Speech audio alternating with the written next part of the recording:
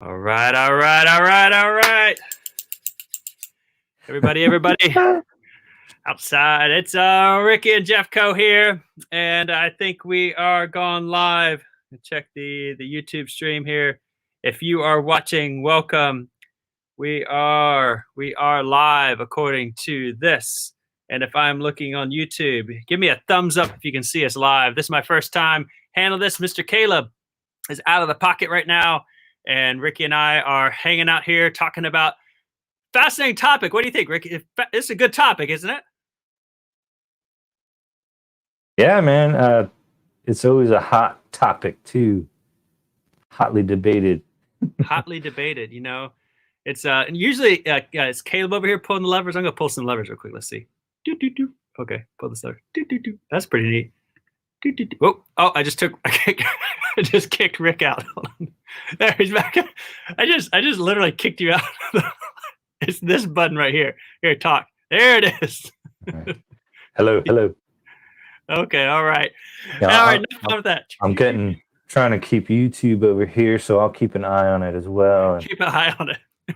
We just lost all our viewers with that one moment. We're gonna talk about something fun. We're getting into it right now. CopelandCoins.com live streaming. Subscribe, like, follow us. We're going to be giving you good topics and resources that are going to make your magic stronger, bigger, better, with the ultimate goal of being beautiful for beautiful magic. Today's topic is how do you learn? How do you learn, Ricky? Man, you're going to learn fastest with video. With video. Proven. As opposed to book, right? Book versus video here. That's what we're talking about. There's two major formats to learn. Now, there's the old school way, the mentor, right? I mean, that's how magic was originally taught, like word of mouth. Yeah. Yeah, maybe. Oh, yeah. Not today. We're not going to discuss that. The two major formats for modern learning, book versus video. Yeah. How do you learn, Ricky? How do you learn? I'll let you go. Well, I mean, in the beginning, I learned from books. So this is the 90s.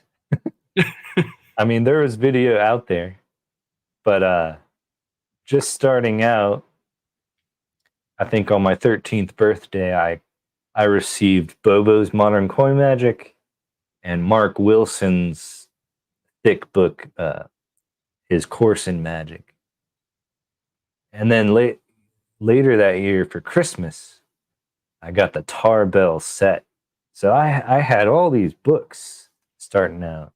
That's a shelf full right there. Yeah. I had a good start going. And I had no problem reading. I think looking back, I probably got the most out of Mark Wilson's book. Because if you have that book, there's plenty of illustrations in it, line drawing, and it covers, the gamut of There's some coin magic, some card magic, some stage magic, ropes. That was a great book. I don't know if anybody has that or started there, but man, that was a good place to start. Yeah, I recommend that to people, like, if they're looking for general magic. Yeah. I used to find that book at used bookstores, and I could find it for $2 or $3 a copy. And I would keep a whole section on my shelf to hand out to young magicians, like just because you could find it used. It was mass produced. It's still mass produced today, I assume. You find it in small format, big format. Anytime I found a copy for a couple bucks, I'd pick it up. Yeah, and just pass it off to the next person. Is a great way to get people going. But today, what's your focus? Hardback one. You got the oh my goodness, wow. Well, what's your focus today? If you're learning magic, how are you going to get somebody started? We got a few minutes here today to discuss. Let's get into the topic. If someone asked me right now, I would say video. It's going to get you learning the quickest and progressing the quickest, because you like a picture's worth 1,000 words. When you see someone demonstrate something and you have close-up shots, over-the-shoulder shots, then the performance view of, the same action from different angles, you get a complete understanding of what something should look like, the timing of that move, and then the minutia of finger positions and these details like that. Which, I mean, like, a picture is worth 1,000 words. If you were to translate that to a book, you might not have the patience for it, I guess. Yeah, I could see that a little bit. It's much easier to get. It's easier to get into video and stay connected, and that's what allows you to absorb, and it provides a deeper learning, I think. Yeah, I see that, but actually, I would completely disagree on the deeper learning part, because, like you said, a picture's worth 1,000 words, and that's exactly. I think I put a lot of our teaching points here in the comments already. Yeah, that might be public. Is that what I did there? I'm pulling levers. You guys might see just some of the roadmap of where we're going in the comments. I just realized that. This is no particular order, but here's I think the like you said, 1,000 words. I'm gonna twist your words and throw them back at you. The a book is pure imagination juice. I love Scott Robinson took that title from Willy Wonka. I love it. It's like it's imagination juice is what a book is. And so, like, when you see that still picture and you read that text, or hopefully you misread the text and you learn it a different way than the author intended. Like I mean, that's what got you going, right? I mean, you're saying, I see in the background, you've got Tar Bells still sitting on the shelf. It's very influential. When you can read that book, like it just your mind fills in the pictures, fills in the colors, your imagination. And it's like everybody reads it just a little bit different, has a different experience, a different interpretation, versus if it's so visual, like on the video. I mean, don't you think? I mean, that's like, it's like the book has that ability to like just kind of open the door, maybe like, and then like you walk through and you create and paint the room whatever color you want. Yeah. But I'd say, from the standpoint of a beginner, someone just getting into magic, okay, they need that. They need that confidence to know they're doing it correctly, and then to be able to compare their progress and watch the video again and again. And one thing people might complain about videos, that it might cause you to emulate a certain performer. But in my opinion, that's a good thing when you're starting out, and you're going to grow out of that. But when you're starting, it's a good place to be when you can match what you're seeing. Yeah.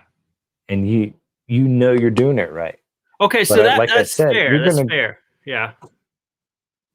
I cut you off there, but I was saying, like, that's the same thing we do as kids with our parents, right? Our parents set the model example, and we learn and walk and talk. Exactly. Just like them, while we're learning, while the training wheels are on, we need that guidance. Okay, so you're saying the video provides that. Yeah, and I mean, another point on emulating performers, I mean, magicians tease other magicians or up and coming magicians to that point, but are we performing for other magicians or regular people? Because they're not going to know that your style resembles,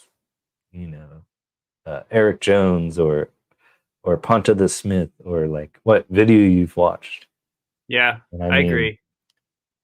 Sometimes we're really harsh on ourselves, like as magicians say, "Oh, you should be completely original," and that, I think that's a valid point. What you're saying is, like, while you're training, while you're learning, or if you just love magic. I mean, think about in the world of painting, like how many people that love painting, it's their hobby. They go to the museum and they sit down and they try to emulate the strokes of a master. Like some of the museums where you can set up and, do your own thing, or you go to an art class and you sit behind the teacher and you try to emulate what they're doing, and you end up with your own artwork. But it's kind of, that's an interesting point, because I feel like there's too much heat sometimes on magicians. I mean, if you're David Copperfield or you're at that level, like, you probably should have your own original act, or at least, paying for original material. But like for everyday rock star person, I mean, how many musicians how many times can we go out to a festival or party or park in the summer and see a cover band and just appreciate that they're covering somebody else's songs? Yeah. And I mean, and that's a case when the audience is aware of the original and then the emulator. But I'm going to lean on another cliche here and say, you know, you need to learn to walk before you can run. And so learning from video and emulating that performer, that sets you up for growth. Yeah. You know, once that material's ingrained, you're not going to watch that video again. You're going to, you know, in a lot of cases, keep performing the material on that video or some of it for years to come. Yeah. And it will naturally become yours. And then as you learn and grow within magic and discover other ideas and stuff, you're going to go back to these routines. And this has happened to me, at least. I mean, over the years, I've gone back to stuff I used to do, and I've added this part or changed this technique for this other technique. And then, so this old routine, if you were to watch it as it progressed, it would look like two different routines from the time I learned it and was good at it to the point I took it with the knowledge I've gained over 5 years, 10 years. And so, like I said before, the risk is emulating and becoming this performer, but you're going to grow out of that. If you stick with magic and keep working these routines, that emulation will fall away. Well, I think something interesting that you're saying there is, I think it's a little bit of a point to book, that the advantage to have that book on your shelf and quick reference it versus a video, find it, fast forward, rewind, or find that chapter and stuff like that. Like, that is an advantage, point book side, that you can quickly reference some of the things you've learned, or you can bookmark it, you can dog ear the page, you can highlight, you can take notes. It's a very much more ancient. Books have a longer shelf life versus, you know, a download or something like that. And that's partly why books, I mean, cost more. You know, I mean, there's obviously more physical cost and printing and shipping and everything going on, but they take longer to produce, so you get more details. You know, and that's what I like about a book, is that I can find out everything the author's thinking that the editor didn't cut out, right? I mean, whatever makes the final cut, right? I mean, that's kind of an advantage there. You know, because I don't know, it gets back to some of that imagination stuff. I mean, I don't know. I feel like with the book, like, you get the completer picture, and maybe you get a little more value for your money. Like, I mean, you've got a lot of details in there. You got what the editor may put notations in there. With the book, you've got all hopefully the history, better accreditation, better research. You've got a lot of stuff there that you know, just a video. It's hard to, if somebody talks and they're just like, and the history of this move is this, da da da da da, and you can find more resources here, and they just like break out all the theory. That video gets really long, really quick, and gets kind of boring. I definitely agree with that, and the value for your money that you mentioned. I mean, a lot of books now, you look between $50 and maybe $80, but you're getting. I mean, it varies greatly, but I mean, a lot of times in the book, you get the guy's entire life work. You know, that one book will contain the entire thoughts this one man or woman. Seems typically the magic authors are men. Correct me if I'm wrong, but that seems, I don't think I'm wrong on that. I mean, the statistic, but I mean, typically it's what these men or women are thinking, and you get like their entire lifetime, like, of thought process. You know, I mean, most guys are lucky. There are some folks, right, that publish a few books, but usually it's containing other magicians' material. Yeah, I mean, you just mentioned Scott Robinson's book, and that's, I don't know how many routines in there, 24 or more. And then I was just thinking, Michael Rubinstein's coin magic book, which was $80. $80. Maybe it was $85. That's his. It's not even his life's work on coins, like, and he mentions that, but it's like the best of the best what he could put in. But that thing has, I don't know, I'd have to look. It's like over 50 routines in there. Wow. So yeah, the value for your money, books absolutely win that. But I guess on the flip side of that is you see a lot of DVD, or you don't see DVDs anymore, but like downloads that are like one trick, boom, $10, $15. Yeah, that's true. So someone might be aware of an artist's body of work, but they're not really hot on this trick or that trick, but they really want that one routine. So if it's available in that form, you know, someone can just pick up that one trick. That's true. And as opposed to a book where it's like, I know that routine's in that book, but it's a $50 book, and then you know, I'm not really interested in the rest of that book. But yeah, and that's a very valid point, because the consumer should have the right to decide. There's not. It probably, I'm thinking from a publisher standpoint, publishing pamphlets, that's a historical way to do things, and I've seen that particularly in mentalism among magicians. The mentalists sometimes will put out multiple part pamphlets. Not so more difficult, I think, to sell. And there used to be those little, in the brick and mortar shops, there would be little subject books, like just on Aikido, just on T. Nelson's Downs works, or I'm trying to think of some of the other ones that I have on my shelf. There are some smaller frame series, but yeah, maybe that's what the one trick download kind of, maybe that's the modern equivalent of those things. Like some value price little readers where from a sales standpoint, you might pick up 4 or 5 of them, but it keeps the cost down to the consumer on each individual sale. That's kind of interesting. Well, yeah, the truth is they make more money off you that way. It is true, right? It is true. Chopping it up. Yeah. So you get more for your money with books. It's worth just getting that book. And you may find something you know, you may have bought that book for 1 or 2 things, but you may find 2 or 3 more things if you actually read that whole book and surprise yourself. If you have the discipline to read it from cover to cover. I need to shut up. We kind of overlapped a little bit here, but no, I think that's true. I mean, if you read that book cover to cover, I remember Drawing Room Deceptions, Guy Hollingsworth, his first trick, he hides it in the preface. And he literally says, like, if you, it said a reward for you guys that are reading the preface, like, here's the first trick. And it's a pretty solid working little card trick to where this card gets burned and stuff. It's but he hid it there, and he jokes about it, like, how many people are not going to read this and they're just going to miss this trick. But yeah, there's just so much stuff hidden in there. It's hard to go. Rick, tell us a little bit about what you think. I don't know about what is the number one advantage. I'm thinking like 0.3 in the comments over here as far as videos. What are some of the number one advantages? I'll let you take the stage. Well, like I mentioned before,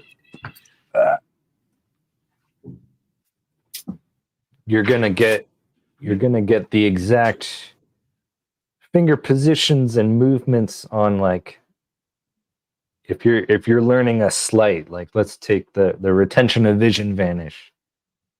You know, with a video, you're gonna get multiple angles, you're gonna get close-up shots, so you're gonna see exactly where your fingers need to be, and on top of that, the timing of these intricate movements.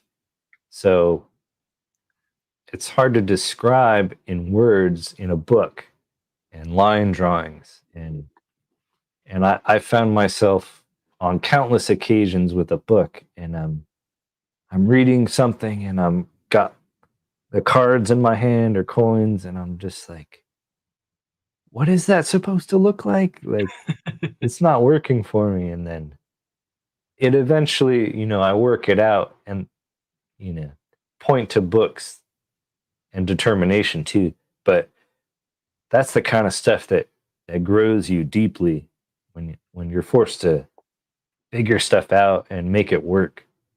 Yeah. But I think I mentioned in the beginning, like videos, you're gonna learn faster and progress faster because you can see with your own eyes how something is supposed to look, the timing, the misdirection of a move. Right. And you get that's all what that I think the number instantly. one thing with video, like I don't think a book can touch on that teach timing, teach misdirection. Like because everybody reads at a different pace, and unless if and I don't know that I've ever seen a magic book that really broke down and said this move should take 1 second. I mean, sometimes they'll say like it should happen at a rather brisk pace or something, but it's still up for interpretation. What does that mean, brisk pace? I mean, depending on if you're 20 or 60, your idea of brisk might be totally different, just based on how you move. Maybe your culture plays a part in that. And so like, I don't know that a book has ever really completely solved for that. I mean, there's a lot of ideas. I've seen some stop motion, images where it's like really, it shows every single detailed part of the move that breaks it down into every last display. But even still, that takes your imagination to put it all together. And so I really think that, I mean, you're on that. And then the misdirection, like reading misdirection as a book is hard. That's the kind of stuff where it really needed, before there was video, you needed the mentor, you needed the magic club. You really had to have the local people to talk to and play things off of, because I think without that nonverbal communication, which is so key, it's hard to read that stuff. Yeah, definitely. I mean, yeah. Some of the books that do really well with that is, Richard Kaufman's Coin Magic. I think that was one of the first books to like include like motion lines. Like, there'd be a hand in this position and then a hand in this position. Yeah, and you would see like Kaufman illustrated that himself, right? Isn't that right? Yeah, I think so. Kaufman, I don't see him practicing much anymore, but Kaufman, coin magician. I mean, Kaufman's got moves in the books. Like he understood, and he's obviously he's a wonderful editor and writer, and like, yeah, I agree with that. That book was very influential. Yeah. I think on the flip side, I will say that. Yeah, go ahead. Okay, I'm gonna say if anyone has that book, the very first item in there, like that's the retention I use most often. Yeah, it's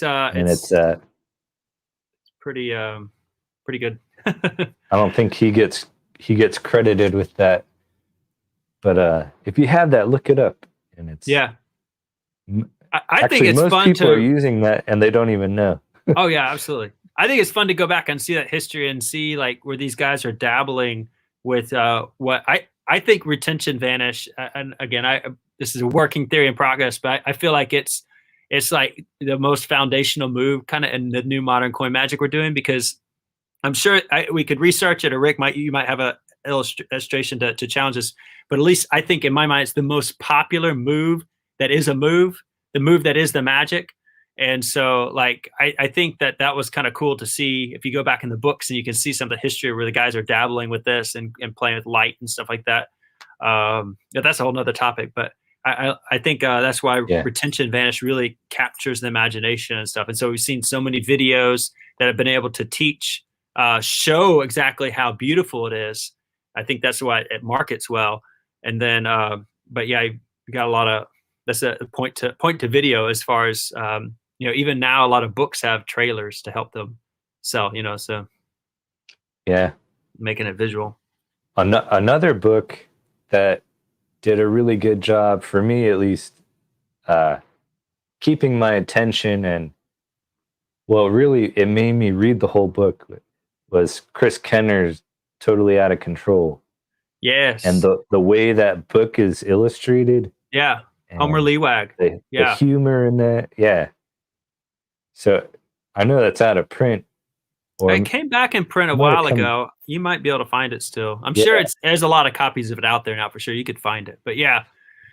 Yeah, that's I a mean, must-have book. Like it is, isn't it? And you look at the book like that and you say, well, wow, it's like Homer's brilliance in his animation and his humor in his animation. Like every page, there's something like there's optical illusion or something drawn in there that just like it keeps you engaged. It keeps you stimulated. And I would argue that's a point to book in a way that books can do that kind of stuff because it encourages you to look again or stare longer or concentrate in one spot for a long time. And as you concentrate in, then you develop more and create more ideas and stuff like that.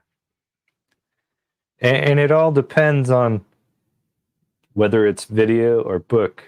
It's who's making that, and what attention to detail is that person making this video or making this book. Like, are they, is it just another video or is it just another book?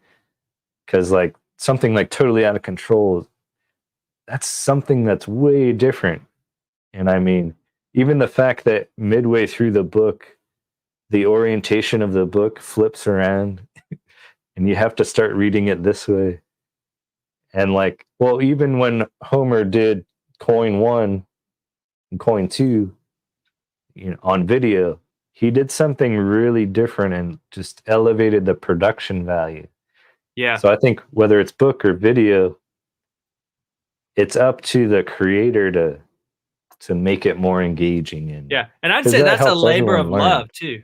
That's a labor of love because that book, though I'm sure it sold thousands of copies, like it's you can't mass produce that the same way you can do a video and churn the same profit. I think that you like really have to love the art. You have to love for Homer's case, he had to love the drawings. Chris had to love the concept and idea because that's a lot of dedication. Rick, and the reason I bring this up is because we're going to start bringing this home here. Rick, if you don't know, he's the editor-in-chief at Copeland Coins, and he has edited his own book, I guess. That was part of your qualifications for the job. Rick has some PDFs out there. You guys can look that up. Yeah. Someday, hopefully soon, we get those listed on Copeland Coins for sale. I think a lot of people would like to see your trip PDF ebook. I'll put you on the spotlight. I'm keeping it underground. Oh no. I got some copies. I got some copies here in the warehouse, some printed copies, bootleg. You can just email me. I'll sell them to you. Rick doesn't have to know. They're on the other side of the room. Well, that brings up another point for books. And I think we talked about this at one point, like on our own, but it's harder to pirate a book. Yeah. I mean, someone could go to the effort to scan that book in and create a PDF. Yeah. And then sell it for $2 in China. But with a video, and we've both seen this, you put a video out and within a week, within 2 days, it'll be on a Chinese website for $2. There's somebody on my mailing list right now. Maybe there's multiple. But you know what? I hope that people honor the creativity because, and that's another topic all out there, but yeah, you get on piracy. I mean, Rick and I, all creators, when you buy pirated material, we make $0. We make absolutely nothing. So that's why it's called piracy. Then all our time and creativity, the stuff, the economic engine that drives Copeland Coins, it literally runs out of gas and we starve for the sake of somebody else's greed. And so if you ever have or do that, steer clear of pirated goods because they shut down creativity. All the stuff we're talking about, the beautiful magic with books and everything and videos is all destroyed by thieves and robbers who are not sending us any royalties when they sell our magic at a discount. We receive nothing. Rick and I both have families and kids, and they receive nothing, therefore. And ultimately what that does is it puts us out of business. So I'll end on that. But yeah, I give a quote here. I'm going to show this real quick. Jim, thanks, Jim, for joining us. Go above ground, Rick. There you go. You gotta come join the Copeland Coins extra goodie stuff that we're putting out. And there's some good stuff here. Man, look at all these comments. I missed them. Go above ground. It means release trip through Copeland Coins. So as we start adding more artists, more and more. more and more material, even from outside our brand. Like, you guys don't know, we just added the old David Roth collection, and you can see they were VHS tapes. They've been converted to digital, and you can get all the old David Roth material, which some of those old videos, mind you, are jam-packed, loaded like a book. And that's what you get with old videos like that. Man, it's not that one trick video. When you get the Roth collection, you're getting like 2 hours of material on each one. It's insane. All kinds of really stuff. So, yeah, see. Oh, so that means I'm going to jump here. We got Sue just thanks for the comment there. Sounds like this discussion is a great plug for Dave. I wonder where we're going with this. You know what? I think that that there is a great deal to learn from both book and video. And we kind of took different sides. I kind of, I'm plugging the books here. Rick's plugging the video a little bit. But you can see we have a really hard time choosing one side, because no matter what you go with, Rick is in the Dave right now. No matter what you go with, Dave. He's in Dave. Oh my goodness.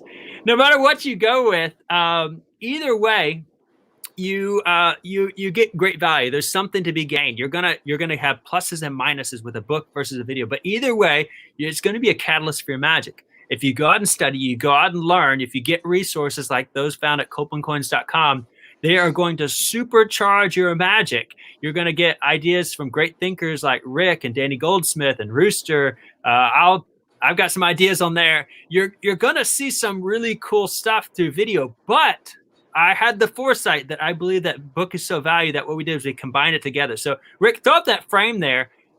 We'll go and talk about, this is Copeland's Coin solution for book and video. And basically, our videos and our products is called the Digital Annotated Video Experience. That's what we call Dave, the Digital Annotated Video Experience. So if you look at Rick here, he's the video that would play, and he's teaching magic and doing his thing inside. And then you see there's a frame of still photographs and notes on the outside. And so what it is, while you're watching the video, you're reading a book at the same time. So you're getting all the advantages of the book. You get the highlights just of the book. You get the still photographs that you can freeze frame. They're frozen frames, so you can study exactly where your hands go at certain times. And you can pause the video anytime, and then you'll have the whole trick laid out for you right here, just like a book. It's like, and so it's speed reading. It's literally it's watching a book and reading a video, or reading a video and watching a book. It's this weird hybrid product, and that's what we call Dave. It's a Copeland Coin exclusive. We're the only magic company in the world, the only company in the world I know of that has this. Dave it's my own acronym. It's my own idea. So if anybody else is plugging Dave, they didn't pay me royalties for it. But it's as far as this concept, it's I think the best way to learn magic, and we're really proud of it. We put it in every single project. You get in every single download, and so that's why you see our downloads priced where they're at. You get a book and a video combined at the same time. You get 3 products actually. You get a traditional teaching video, just like my frame here. Or you get the Dave video like Rick just had there, and you get an ebook, which is just the photographs and the notes, like a regular, really simple, concise lecture notebook that tells you just all the tips. So you don't have to go back to the video, talk about the quick reference of the book. You can go right to your download section. You have your Copeland Coins folder on your hard drive. You open that up and you have all your ebooks there, and you just open up one by one, and you can quickly go back to the information and put it right back in your repertoire. And so, which one's better, Rick? Book or video? Go ahead. Dave. Dave. No, I honestly think what you've come up with Copeland Coins, like from the start, Dave was there, this concept, and it's totally unique. No one else teaches that way. And it's the best of both worlds. And then, since I've come on like 6 months ago, we've changed kind of the format, and then now we've added an ebook that people get. And with the ebook, I've made it so in the table of contents, you literally touch the page number and you jump to that page. So it's even quicker than a book. It's like, it's not a unique idea, but I thought adding that feature in there would help people out when they do want to go back to a specific part and they remember, like, oh, what was that move, or what comes after that move, and then they can just look in the table of contents, click right there, they jump to that page, and then they get refreshed like that. Yeah. I that was the old way. I think it's like Dave is like, I think we solved a lot now. I feel like it's just so streamlined. You just get it. You just turn it on and plays. And we're broadcasting now through Vimeo, YouTube's competitor. And I think that just gives us better controls. It allows us to give a really high quality video that's just easy to download, easy to access. Yeah, Rick's been working hard, guys. So if you got an old Dave product and you haven't looked at it in a while, go to the original information. Everything's still, it's just brand new built up pages that are really easy to use. You can get the ebook. Next month, we're launching customer accounts where you're going to be able to access all your information on the Copeland Coins website.com, copelandcoins.com. It's going to be, it's going to be, I think we're getting there, man. I think we're doing something pretty fantastic. So we appreciate you guys' support in all this. But I hope you'll stay tuned as we do things in the book direction. We've got some cool stuff in store for you guys. Got a brand new product coming along that is going to help your reading. Super excited about that. Can't quite tip it yet, but prototypes will be in hand this week. So I know Rick's excited about that. I have to mail one to Rick and Caleb. And I think it's just going to be a fun tool that anybody will be able to use for their reading the books. And then as far as videos, we got new ones in the works. Rick was just, you were just working on Rooster's new project last night, weren't you? Or was the other night? Yep. I got to send some notes over, but this is footage that came from the same time that Brass Class was filmed. So this is the second project. And I went through it and just made some notes. This is a first draft, so we'll be beginning the process on that really soon. But it's every bit as good as Brass Class. So there's less instruction and basics on this one, and it's just solid routines. Yeah. In that way, it's a lot more fun. And the routines on there are like, I know I'm going to be using them right away. There's one in material. There that's, yeah. And I know we talked about the Aikido box last week or the week before, but I mean, this is stuff that it's going to make you want to use that. And it's all in the hands, which is great for so many situations. And there's a routine on there it'll have the audience, their eyes bugging out and jumping around because there's transformations and coins across, and it combines all these ideas into this routine. Absolutely. So Shiloh, I'll include the next project. It's Rooster. It's basically, if you got the Copeland Coins box, you get Brass Class for free. It's a Dave download, digital annotated video experience download. So it's a book and a video combined, an amazing value price. But if you get our Copeland Coin box, you get it for free. And then this video is going to be basically part 2. And it is 3 routines that are going to build on the last one. Now, you don't have to have Brass Class, mind. You don't have to. But like Rick is saying, it's not going to start on the beginner level. Rue is going to explain everything. You're going to know how to do all the moves. But you're going to watch Brass Class first and then pick right up with this new video. And we're going to have Rue on soon. He's going to give us some live performance, and we'll watch some of his. I don't know what always get a tip off the project. He was supposed to be with us today. He has jury duty, so. But we're excited. He's so that's just some clues about what's going on in the future. But guys, we're going to wrap it up here. I appreciate you so much for watching the difference between book and video. I think hopefully you hear that there are advantages to both. You want to read books, you want to watch videos, and if you can watch a Copeland Coins product, you're going to get both every single time with every video we produce in-house. And so thanks so much for watching. If you have any questions, you can email us. I don't have the lever. Caleb is here. Here's a banner here. Oh, yeah. Team questions, team@copelandcoins.com. Woohoo! And so you can always come over to email us at team@copelandcoins. We'll answer any questions you can. And that's not our website. I misled. Let's just say copelandcoins.com. For the Okay, there we go. All right, get yours. What are you supposed to get at Copeland? Anything, everything. We got everything for sale. So, what about this? Oh, quarter pocket for free. There's a code. Get a free routine. That's go to right now at the top. It actually says free magic. Click that at the top. You don't even need the code there. Click at the top, and you get free magic at Copeland Coins. Look, okay, turn these levers off. Thank you guys so much for joining. We're gonna close out here. You did a good job. All right, guys. Need Caleb. We don't need Caleb. Yes, we do. Caleb, come back. Caleb, we need you. All right. God bless you guys. Take care. We'll talk to you later. Bye. Thanks, guys. Bye.